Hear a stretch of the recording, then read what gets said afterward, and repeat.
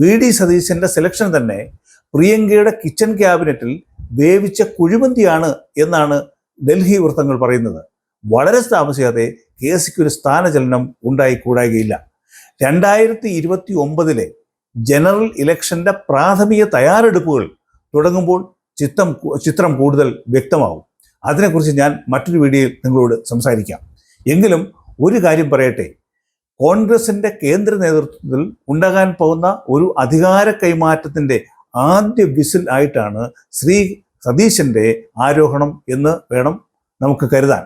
പക്ഷേ VD സതീശനെ കുറെ കൂടി മാന്യമായ രീതിയിൽ ആ പൊസിഷനിലേക്ക് അവർക്ക് കൊണ്ടുവരാമായിരുന്നു. കോൺഗ്രസ്സുകാർ മനസ്സിലാകാതെ പോകുന്ന ഒരു കാര്യമുണ്ട്. UDFന് സംഘടനാ സംവിധാനം കൊണ്ടോ ജനാധിപത്യത്തിന്റെ സൗന്ദര്യം കൊണ്ടോ ഒന്നുമല്ല 102 MLA-മാരുടെ ഭൂരിപക്ഷം ജനങ്ങൾ നിങ്ങൾക്ക് തന്നത്. LDF ഭരണത്തിൽ ഗതികെട്ട് അവർ നിങ്ങളെ ജയിപ്പിച്ചതാണ്. ജനങ്ങളുടെ മുന്നിൽ മറ്റൊരു ഓൾട്ടർനേറ്റീവ് ഇല്ലാതെ പോയി. കേരളത്തിൽ ജയിച്ച് ഭരിക്കാനുള്ള കപ്പാസിറ്റി BJP ഇപ്പോഴും കൈവരിച്ചിട്ടില്ല എന്നുള്ളതാണ് പൊതുജനത്തിൻ്റെ ധാരണ. ഈ പൊതുധാരണയാണ് നിങ്ങൾക്ക് മറ്റൊരു ഭാഗ്യമായി മാറിയത്. ഈ ഇലക്ഷന് കോൺഗ്രസിന് വേണ്ടി കഷ്ടപ്പെട്ട് പണിയെടുത്ത ഒരു മുതിർന്ന പ്രവർത്തകൻ ഇന്നലെ വിഷമത്തോടെ പറഞ്ഞ ഒരു കാര്യം വളരെ ശ്രദ്ധേയമാണ്.